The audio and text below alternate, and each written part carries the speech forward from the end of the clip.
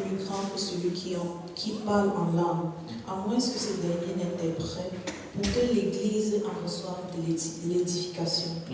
Et maintenant, frères, de quelle utilité vous serais-je si je venais à vous parler en langue et si je ne vous parle pas par révélation, ou par connaissance, ou par prophétie, ou par doctrine?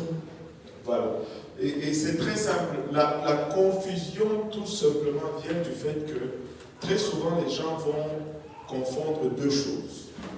La première des choses, c'est le parler en langue qui est l'évidence du Saint-Esprit. Ça, c'est une chose. Et la meilleure façon de l'exprimer, c'est de dire plutôt prier en langue. Maintenant, mais 1 Corinthiens 14 nous parle de 9 dons de l'Esprit. Et parmi les 9 dons de l'Esprit, il y a le don de langue et interprétation de langue, qui est distinct du parler en langue que tout le monde a. Tout le monde, quand il va recevoir le Saint-Esprit, ils vont parler en langue, parce que ça, c'est l'évidence de la réception du Saint-Esprit. Mais tout le monde ne va pas exercer les 9 dons. Et c'est pourquoi Paul dit, parce que quand tu reçois le Saint-Esprit, c'est là que tu peux maintenant exercer le don de l'Esprit.